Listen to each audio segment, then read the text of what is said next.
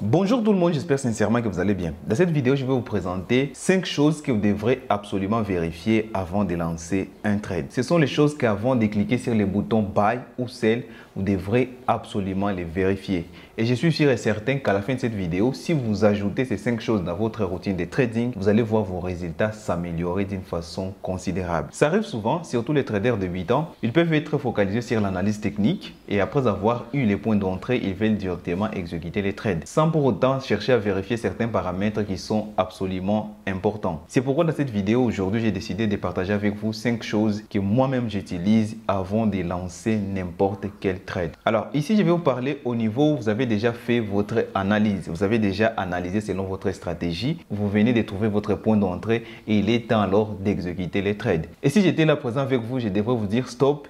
Vérifiez d'abord ces 5 choses avant de passer à l'action. Ce que j'étais en train de vous dire, la toute première chose que vous devrez vérifier, je vais vous montrer ici sur mon ordinateur. Je vais faire une petite analyse en 2 secondes seulement pour que vous compreniez au moins ce que je suis en train d'avancer, d'accord? Alors, je vais faire en faisant une petite analyse, par exemple, j'ai une petite zone ici. Avec la zone que j'ai ici, ma prévision est qu'il y aura un retournement ici et le prix ira chercher au moins ce niveau ici. Je considère ces niveaux comme les niveaux d'obstacle, d'accord? Et si je vais acheter, par exemple, je vais aller en 15 minutes. En 15 minutes, je suis en train de chercher un point d'entrée pour exécuter un ordre à l'achat. Mon ordre à l'achat va ressembler à ça, entrer ici. Alors, la première chose que je dois vérifier, c'est d'abord les annonces économiques qui peuvent impacter mon trade. Alors, pour vérifier les annonces économiques, je vais sur Forex Factory. Vous pouvez utiliser Investing, vous pouvez utiliser Mataf. Il y a plusieurs sites où vous allez vérifier vos annonces économiques. Avant même d'exécuter mon trade, je dois d'abord regarder toutes les annonces économiques qui peuvent directement impacter l'actif sur lequel je suis en train d'opérer. D'accord? Alors, l'actif où je suis en train d'opérer, où je vais exécuter les trades, c'est la paire CAD-CHF, CAD-CHF. Les dollars canadiens contre les francs suisses. Alors ici sur le site Forex Factory ou sur les calendriers économiques, je vais regarder les annonces qui peuvent impacter directement les CAD et ceux qui peuvent impacter directement les CHF. Ce sont les annonces qui vont naturellement impacter ma paire de devises CAD-CHF. À 10 heures, nous avons une annonce en couleur jaune qui va impacter les CHF et à 16 heures, j'ai 3 annonces plutôt. 3 annonces en couleur rouge qui vont impacter les CAD. Et sur ces calendriers économiques, si une annonce est de couleur rouge, cela veut tout simplement dire que ce sont les annonces à haut impact.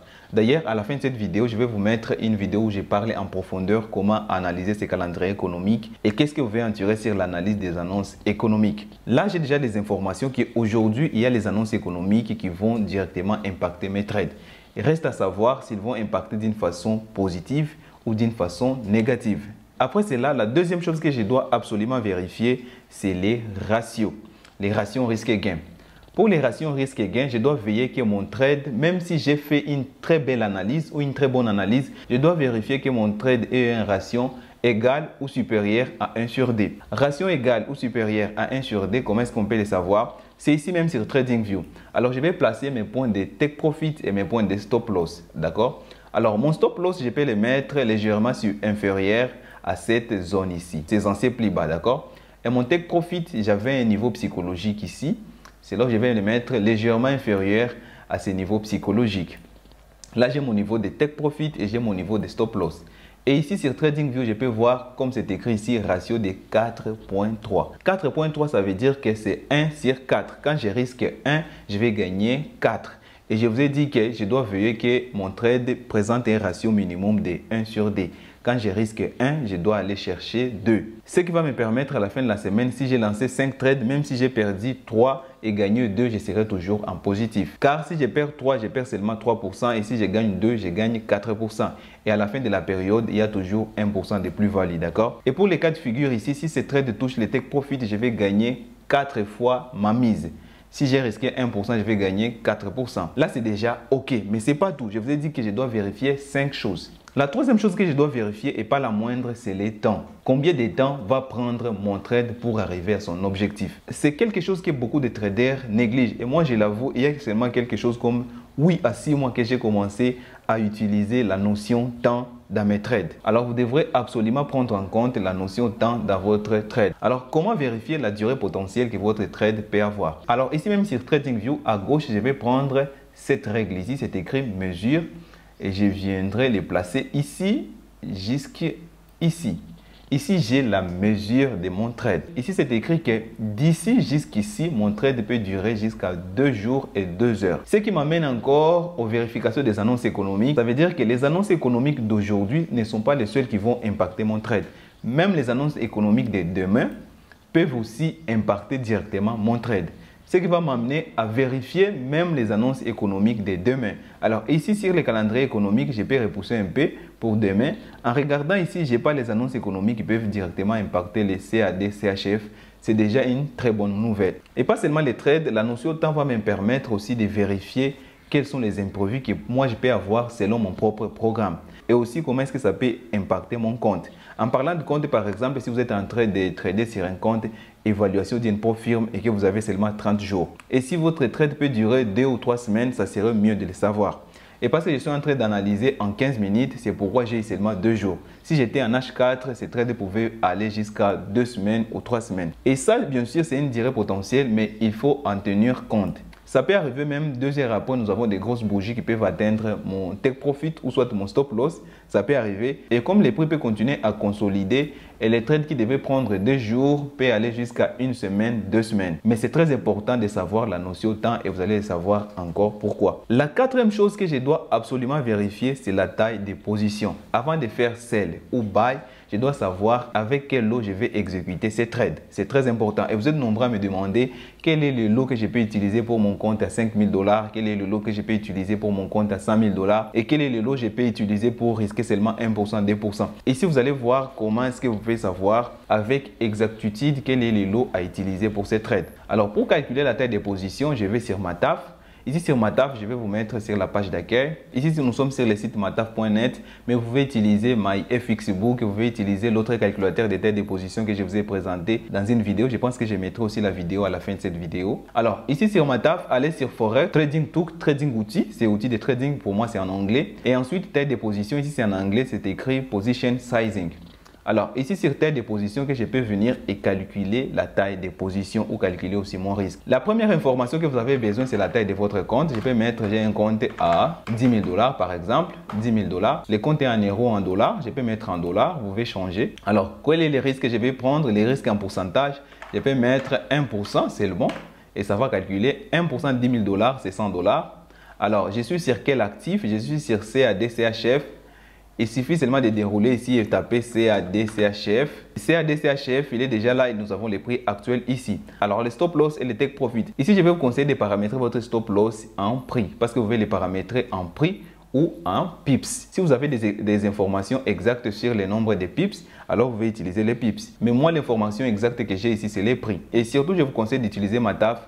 Je les trouve très simples, d'accord? Alors, les prix de stop loss, il est ici, c'est 0,64. 826. Je viens sur Mataf, je paramètre mon stop loss, c'est 0,64. Ici, je dois seulement ajouter 820. Je reviens sur TradingView. Le prix de mon take profit, il est là en bleu, 0,65 878. Je reviens sur Mataf, 0,65 878. Et je fais Entrée. Alors ici, vous allez voir que j'ai le nombre de pips. Les pips, je ne pouvais pas savoir si c'est 20 pips ou 19 pips, à moins que je calcule avec la mesure. En passant, vous pouvez calculer le nombre de pips avec la même mesure. Il suffit de faire ceci. Venez ici à votre point d'entrée et faire ceci. Et vous allez voir le nombre de pips ici. J'ai 19,7 pips, d'accord? Alors si vous devez utiliser les pips, la mesure peut vous aider à calculer les pips. Et aussi, si je dois calculer les pips de take profit, c'est la même chose. Je peux venir jusqu'ici. Vous allez voir, j'ai 86 pips, d'accord? Alors ici sur Mataf, c'est même chose. Ici, j'ai 86 pips et ici, j'ai 19 pips. D'accord? Et comme ça, vous pouvez trouver les pips avec facilité. Les informations, je les ai ici. C'est ça les résultats. Avec les résultats ici, je suis conseillé de prendre un trade avec les lots de 4,72. Avec les 4,72, je vais risquer seulement 100 $. Si les prix touchent mon stop loss, je vais perdre seulement 100 $. D'accord? Une très belle information. Et si les prix touchent mon take profit, je vais faire 452 $. Le risque reward est de 4,53. Ici, c'est bien écrit 4,53 pour 1. Ou en français, on dit souvent 1 pour 4,53. D'accord? Ça, c'est les risques reward. Tout est parfait. Alors, la dernière chose que je dois vérifier, c'est les frais à payer. C'est très important de savoir les frais à payer, surtout pour le swing trading. À part les frais par lot, Par exemple, sur les Forex, avec la firme que je suis en train d'utiliser, Funded Next, c'est 3 $ par lot. Là, je sais et ça ne change pas sur tous les Forex. Sur les indices, ça peut changer. Mais les frais que vous devrez vous concentrer sur, c'est surtout les swaps. Si vous êtes en train d'utiliser un compte avec swap. Dernièrement, j'ai commencé à payer beaucoup de frais et vous allez les remarquer peut-être quand on est en train de vendre pendant cette période ici, les paires avec les GPY, par exemple, Euro GPY, USD GPY, on est en train de payer beaucoup de frais en swap. Et c'est là, chaque jour, tous les 24 heures, nous sommes facturés les swaps. C'est pourquoi, dorénavant, j'ai ajouté dans ma routine les charges. Je dois les chercher et comprendre avant d'exécuter mon trade quels sont les frais que je vais payer pour chaque trade. Et pour ça, il faut avoir les informations sur les taux d'intérêt. Je ne vais pas entrer plus en détail, mais les informations sur les taux d'intérêt vont vous permettre de savoir quels sont les swaps que vous allez payer sur cette position. Si je suis en train de vendre, par exemple, les CAD CHF, je vais regarder le taux d'intérêt sur les CAD et les taux d'intérêt sur les CHF et puis faire la différence. Ici, vous pouvez voir, j'ai le taux d'intérêt sur les CAD qui est de 5%. Il suffit d'aller les comparer avec le taux d'intérêt sur les CHF. Ici, pour Suisse, j'ai le taux d'intérêt est de 1,75. Ici, je dois seulement faire la différence entre les deux taux d'intérêt et je vais trouver les frais qui me seront facturés en swap. Je n'ai pas le temps dans cette vidéo, mais si ça vous intéresse, faites-le moi savoir dans l'espace commentaire. Je vais faire une vidéo entière où je vous explique comment procéder à ces calculs. Et c'est tout pour cette vidéo. Si vous l'avez aimé, n'oubliez pas de la liker et de la partager. Si vous êtes nouveau sur cette chaîne, ici, je parle que du trading. Si c'est une thématique qui vous intéresse, n'oubliez pas de vous abonner et activer la cloche de notification pour ne pas rater les prochaines vidéos. D'ici là, portez-vous bien. On se retrouve très rapidement pour une nouvelle vidéo. Je vous dis ciao.